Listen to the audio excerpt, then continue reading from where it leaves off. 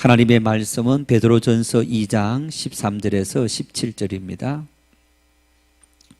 베드로전서 2장 13절에서 17절 우리 한 목소리로 합독하시겠습니다.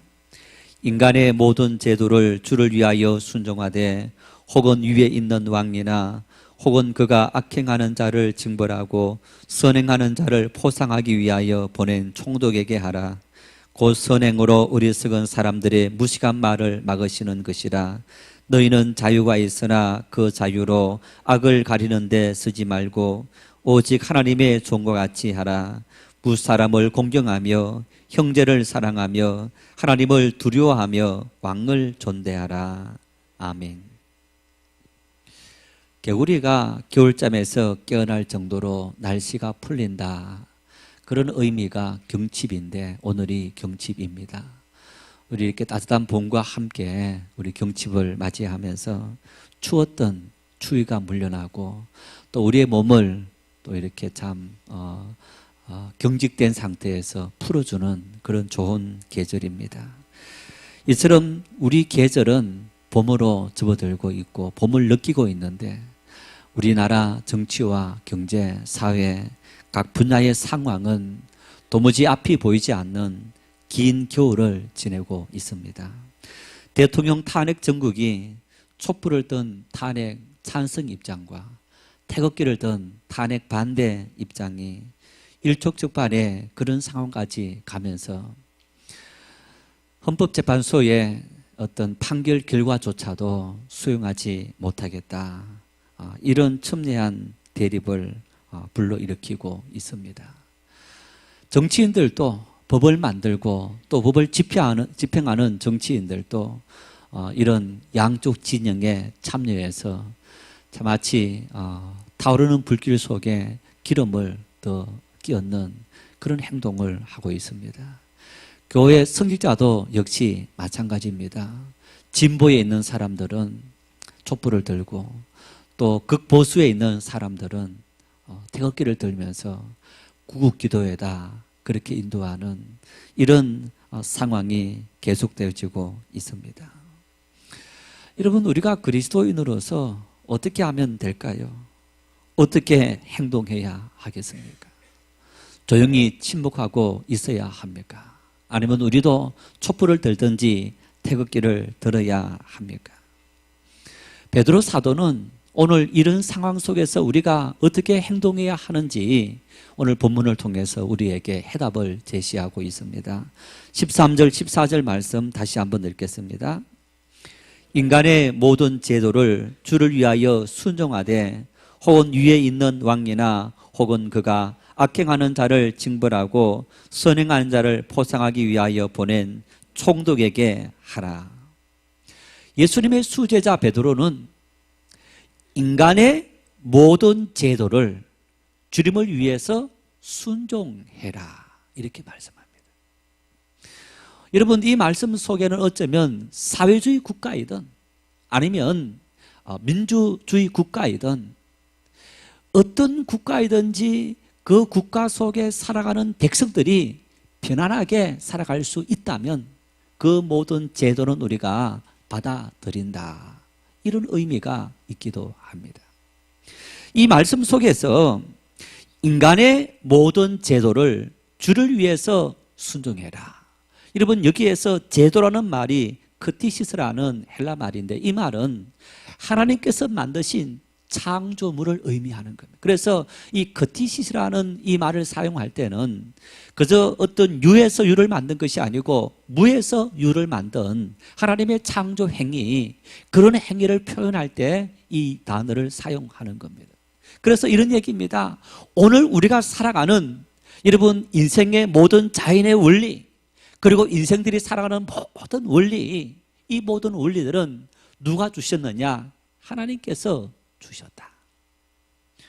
성경을 통독하시는 분들은 알겠지만은 구약 성경을 읽으면요, 레위기 읽어보면 하나님을 이렇게 섬기라.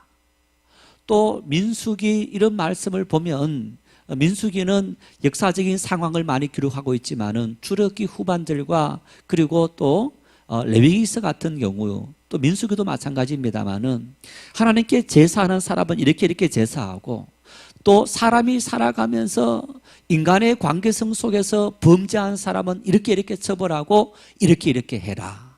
여러분, 오늘 우리가 살아가는 모든 법에 대해서 가장 기본적이고 원리적인 그 모든 법을 하나님께서 우리에게 주신 것을 볼 수 있습니다.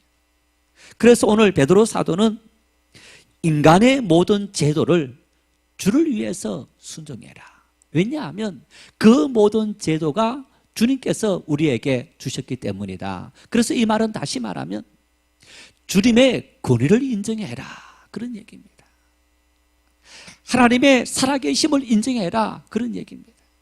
주님은 오늘 또 살아계셔서 우리의 삶과 그리고 이 역사를 다스리는 줄 믿으시기를 바랍니다. 여러분, 그래서 우리가 지금 현재 우리는 어떻게 해야 되느냐?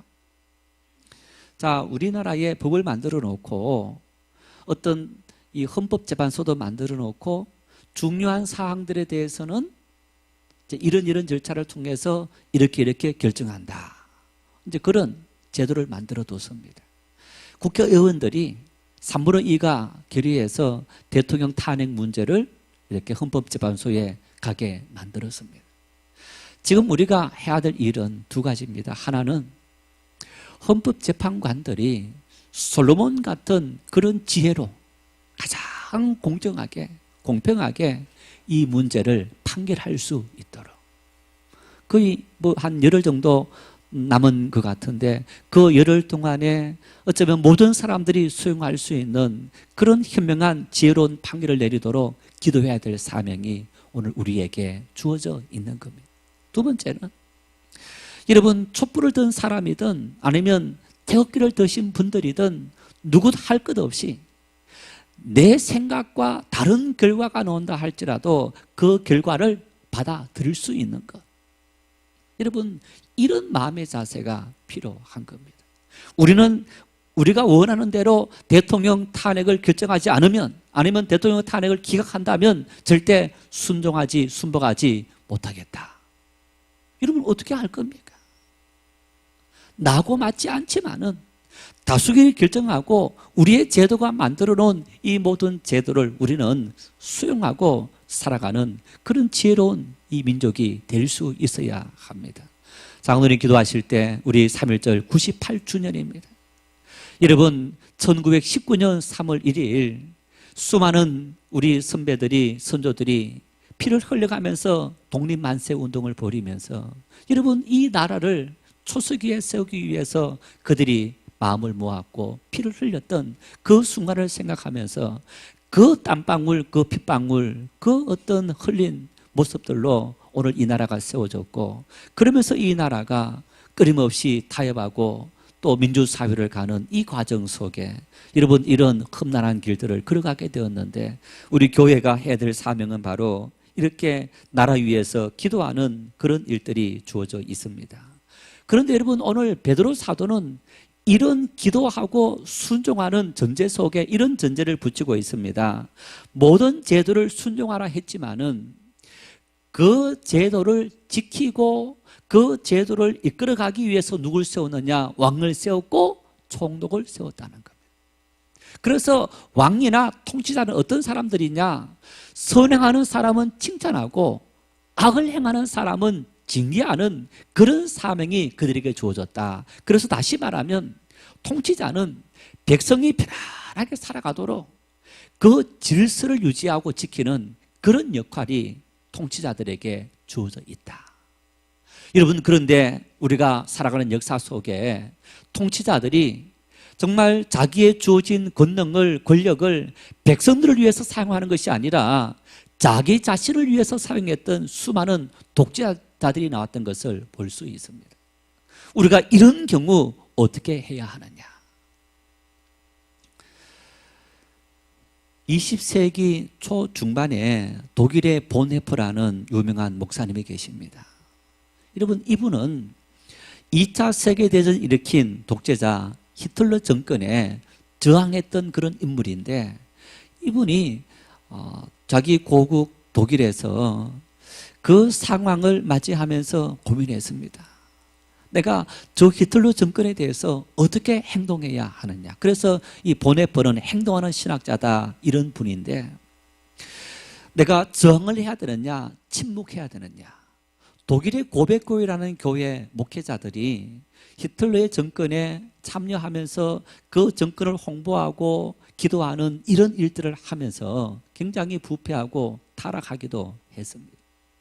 현실과 타협을 하게 된 거죠. 우리나라 일제시대 때 신사참배를 결정했던 우리 총의 결정처럼. 보네퍼가 이런 생각을 했습니다. 버스를 운전하는 버스 기사가 술이 만취되었습니다. 술이 만취되다 보니까 버스를 운행하는데 똑바로 운행하지 못하고 브레이크를 밟다가 급가속을 하다가 이리 부딪히고 저리 부딪히고 하다 보니까 타고 있는 사람들도 다치고, 그리고 차에 부딪힌 많은 다른 차량들과 건물들과 사람들이 다치는 이런 불상사가 일어나더라는 것.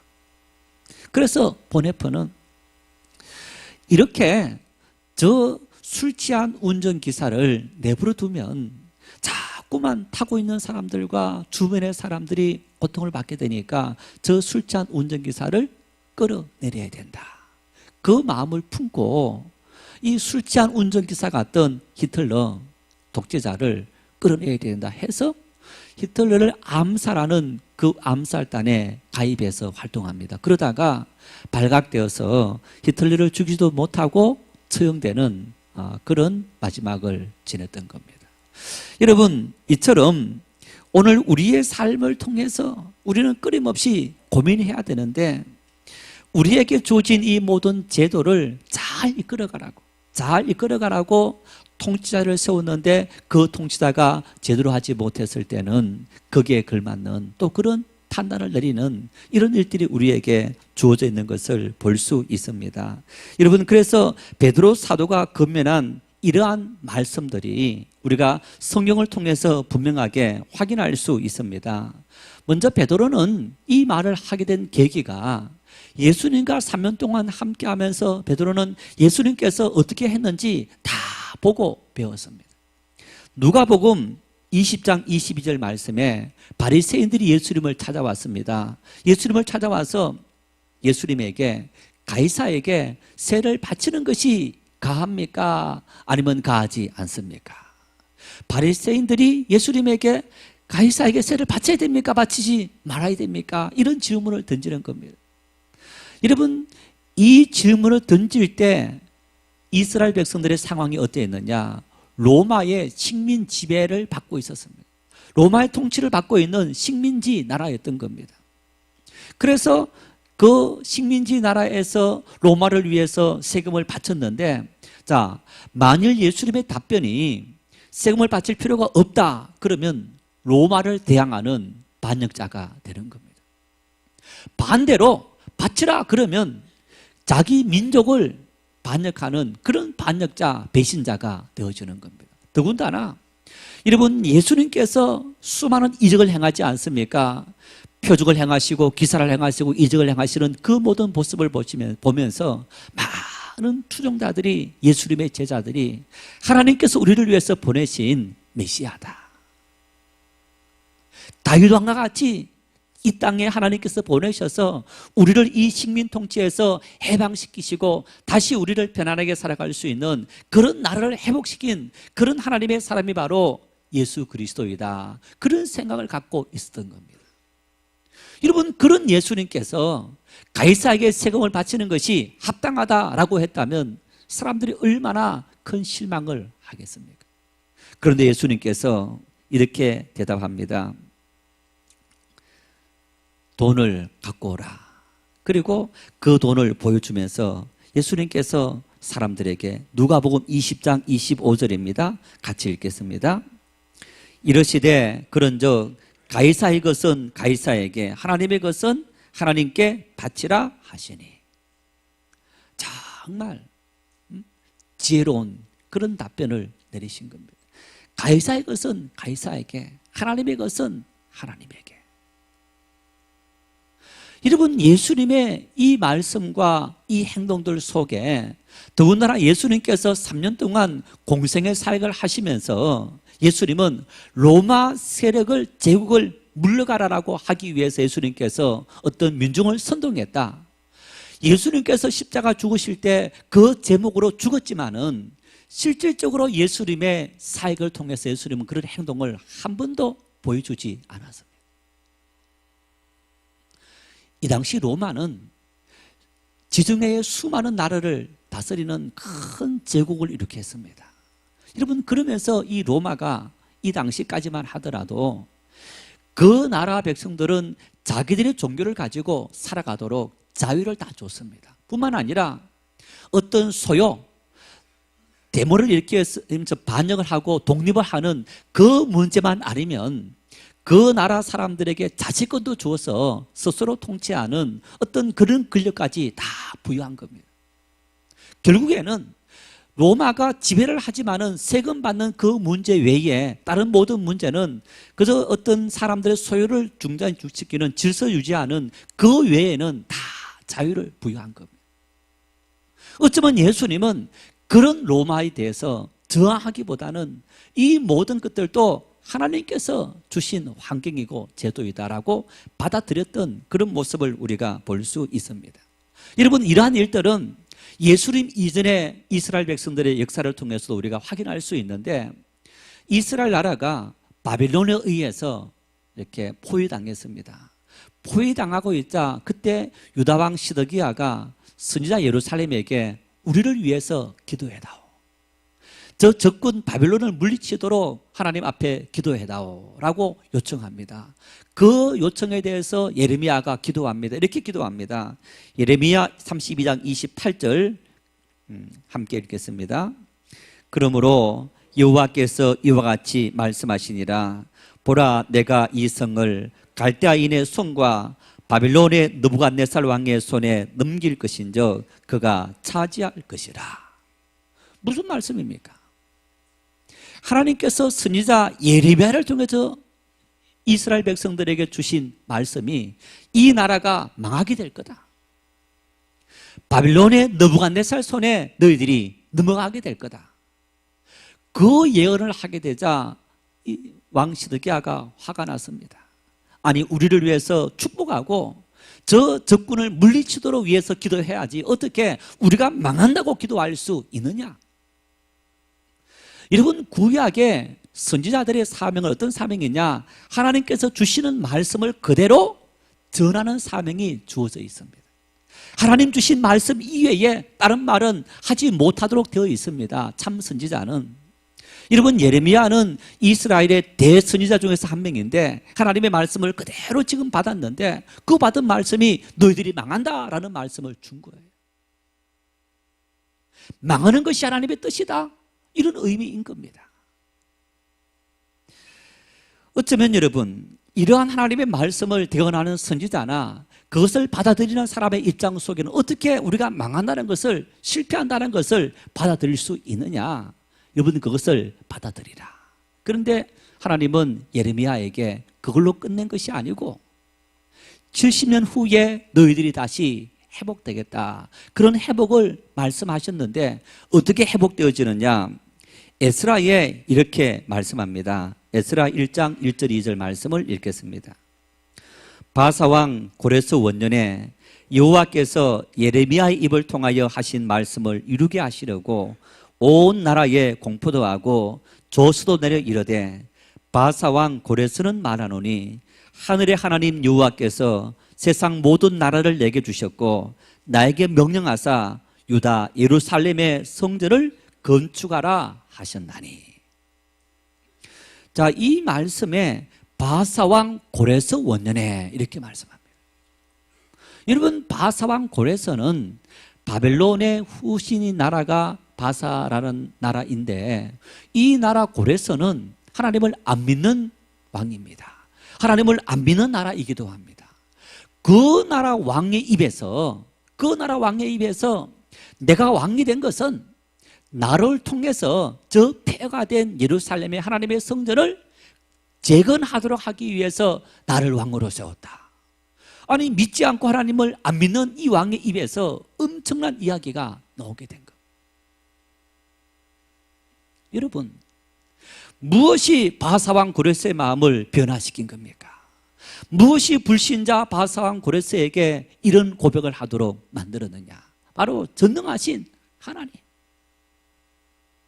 결국에는 예레미야 선지자에게 이스라엘 백성 나라가 망하게 되는 것도 예언하게 하시고, 뿐만 아니라 다시 회복될 것도 하나님께서 예언하셨다. 여러분, 결국은 역사가 누구 손에 달려 있는 겁니까? 하나님의 손에 달려 있다는 겁니다. 베드로는, 수많은 믿음의 사람들은 성경은 우리에게 이야기하고 있습니다.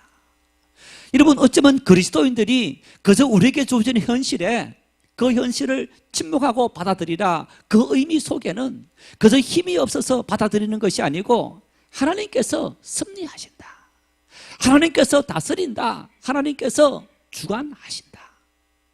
20세기 행동하는 신학자 본헤퍼가 히틀러 정권에 저항했을 때는 바로 버스 기사가 술 취했다면 어떻게 할 거냐, 그런 고민을 하면서 그 독재 정권 앞에 저항을 했지만은, 여러분, 백성을 통치하면서 그 백성들에게 평안을 주고 질서를 주는 그런 통치자들에 대해서는 그 통치자가 믿는 통치자든 믿지 않는 통치자이든 우리가 수용하고 받아들이고, 그를 위해서 그가 올바로 통치하도록 기도해야 될 사명이 우리에게 주어져 있더라는 것.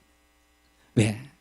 하나님께서 믿는 성도들과 하나님의 교회만 통치하시고 의거하시는 전능하신 분이 아니시고, 이 우주 만물을 통치하신, 이 우주 만물을 창조하신 창조주이시고 전지전능하신 하나님이시기 때문이다. 하나님께서 우리 역사를 주관하시고, 하나님께서 이 민족을 주관하시고, 하나님께서 우리의 모든 삶을 인도하시고 주관하시는 줄 믿을 수 있기를 바랍니다. 그렇습니다. 하나님께서 살아계셔서 이 나라, 이 땅, 그리고 우리의 모든 한 개인의 모든 삶의 걸음걸음을 하나님은 너무너무 잘 아시고, 그 모든 인생의 과정 속에 하나님께서 친히 개입하시고 간섭하고 계신다. 여러분, 성경을 보십시오. 하나님 앞에 하나님의 은혜를 발견했던 수많은 사람들이 이구동성으로 고백하는 것이, 내 가는 인생의 모든 걸음은 나에게 달려있는 것이 아니고 하나님의 손에 달려있다, 그렇게 고백합니다. 그 말씀을 모아서 여러분, 솔로몬, 잠언서를 쓴 솔로몬이 고백합니다. 잠언 16장 9절 말씀을 같이 읽겠습니다. 사람이 마음으로 자기의 길을 계획할지라도 그의 걸음을 인도하시는 이는 여호와시니라. 우리가 아무리 계획해도 하나님께서 인도하시지 않으신다면 그 일은 이루어지지 않는다는 겁니다. 여러분, 그래서 우리는 어떻게 해야 되느냐? 우리의 모든 계획을 하나님 앞에 기도하면서 다 맡겨야 되는 겁니다. 때로는 우리가 아무리 노력해도 이루어지지 않는 일들이 있는데, 여러분, 그리스도인들은 내 인생의 실패다, 나는 실패자다 좌절하는 것이 아니고, 이것은 하나님의 뜻이 아니구나, 그게 그리스도인들의 삶의 태도인 겁니다. 내가 이렇게 살아가는 것, 내가 가난하게 살아가는 것, 내가 똑똑하게 살아가는 것, 내가 권력을 잡은 것, 내가 실패했는 것, 여러분, 그 모든 것 속에는 하나님의 뜻이 있다. 내가 교만했구나, 내가 죄를 지었구나, 하나님의 영광을 드리지 못했구나, 하나님의 뜻이 다른 데 있구나. 여러분, 우리는 끊임없이 그렇게 하나님의 뜻을 바라보고 살아가는 사람이 바로 우리 믿는 그리스도인의 삶의 모습. 그래서 여러분, 수많은 믿음의 사람들에 대해서 언급한 히브리서 믿음장은 이렇게 말합니다. 히브리서 11장 6절 말씀을 같이 읽겠습니다. 믿음이 없이는 하나님을 기쁘시게 하지 못하니 하나님께 나아가는 자는 반드시 그가 계신 것과 또한 그가 자기를 찾는 자들에게 상 주시는 이심을 믿어야 할지니라. 하나님께 나아가는 자는, 믿음의 사람은 이런 얘기입니다. 오늘 우리가 이 땅을 살아가는 믿음의 사람으로 살아가면서 어떤 믿음을 가져야 되느냐? 첫 번째는 하나님은 계시는 분, 하나님이 안 계시는 분이 아니고, 신이 없는 세상이 아니고, 하나님께서 주무시는 분이 아니고, 하나님은 계시되 살아계신 분이시다, 그 사실을 믿어야 합니다. 하나님께서 역사를 주관하시고 인류를 다스리시는 하나님이시다. 내 인생의 모든 그런 걸음을 이끄시는 하나님이시다. 그 사실을 믿어야 됩니다. 두 번째는 여러분, 그 하나님께서 우리가 행한 일에 대해서 아무런 심판도 행하시는 분이 아니라 상 주시는 이심을 믿어라. 상 반대는 벌입니다. 잘한 사람에게는 상을 주시고 못한 사람에게는 벌을 주시는 하나님. 오늘 우리가 하나님 앞에 헌신하고 충성하는 이유가 어디에 있습니까? 하나님은 우리에게 은혜를 주시는 분이기 때문에. 살아계신 하나님께서 우리가 행한 대로 은혜를 주시고 우리의 모든 삶을 이끄시는 분이시기 때문에 여러분, 우리는 하나님을 믿고 의지하고 달려가는 겁니다. 만일 우리가 인생을 살아가고 내 개인의 삶을 살아가면서 이런 하나님을 믿지 않는다면 믿음의 사람이 아닙니다. 직장 속에, 가정 속에, 내가 만나는 모든 사람과의 관계성 속에, 내 인생의 모든 삶 속에 하나님은 친히 나와 함께 하셔서 걸음걸음마다 인도하시고 내가 행한 모든 일에 대해서 하나님은 심판하시는 하나님이신 줄 우리가 믿고 달려갈 수 있는 그런 믿음의 사람이 될 수 있기를 바랍니다. 하나님의 주권을 인정하는 이런 믿음의 사람의 삶에 있어서 요구되는 태도가 있습니다. 16절 말씀을 같이 읽겠습니다. 너희는 자유가 있으나 그 자유로 악을 가리는 데 쓰지 말고 오직 하나님의 종과 같이 하라. 우리 모든 사람들은 자유함을 얻었다. 우리는 누구에게도 매일 필요가 없습니다. 우리는 모든 사람 앞에서 자유자인 겁니다. 그런데 오늘 이 말씀 속에는 우리가 자유자로 받았지만은 그 자유로 악을 가리는 데 쓰지 말고 하나님의 종과 같이 해라. 여러분, 자유라는 말은 이런 말입니다. 남에게 구속을 받거나 무엇에 얽매이지 않고 자기 뜻에 따라 행동하는 것. 반면에 방종이라는 말이 있습니다. 방종은 아무 그리낌 없이 제 멋대로 함부로 행동하는 것. 자기 마음대로 한다는 차원에서는 자유나 방종이나 똑같은 거예요. 여러분, 그런데 자유는 다른 사람들의 유익을 위해서, 반면에 방종은 다른 사람은 전혀 관계없이 오로지 자기 유익을 위해서. 어떤 분은 이렇게 표현합니다. 자유는 다른 사람에게 무례하게 행하지 않는 것, 반면에 방종은 다른 사람에게 함부로 무례하게 행하는 것. 무슨 얘기입니까? 하나님 앞에 하나님의 주권을 인정하고 살아가는 사람은 항상 내가 지금 내 모든 삶을 판단하시고 내 모든 삶에 대해서 다 아시는 하나님 앞에서 살아가고 있다.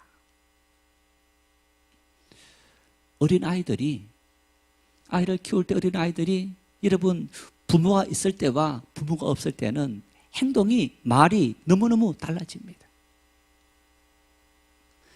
한 번은 둘째 아이가 6학년, 5학년이 되었을 때 토요일 날 오전에 산행을 간 적이 있습니다. 학교에서 가는 산행인데 부모들이 같이 가게 되었습니다. 아이들이 막 올라가는데 이제 5학년 아이들이니까 굉장히 빨리 산에 오르죠. 높은 산은 아닙니다만은. 그런데 와, 놀랐습니다. 이놈들이 하는 말이 전부 다 욕인 거예요. 그냥 말 안 하는 거예요. 욕. 더군다나 남자 아이들보다 여자 아이들이 더 욕이 심해요. 그런데 여러분, 교회에서 만난 아이들, 어른들하고 이렇게 지나가고 가면서 어른들 앞에서 하는 이야기들, 집에서 하는 이야기들 욕합니까? 안 합니까? 안 해요. 자기들끼리 있을 때는 그 말이 아니고 다 욕으로 나오는 거예요. 그리스도인으로 살아가는 우리는 항상 나는 하나님 앞에서 살아가는 존재이다.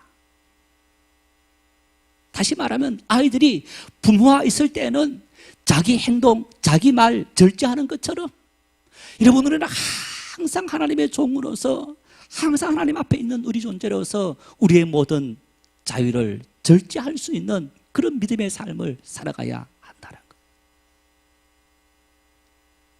성도 여러분, 우리가 그리스도인으로 살아가면서 무엇이든지 다 말할 수 있고 어떤 행동을 할 수 있는 모든 자유가 우리에게 다 주어져 있습니다.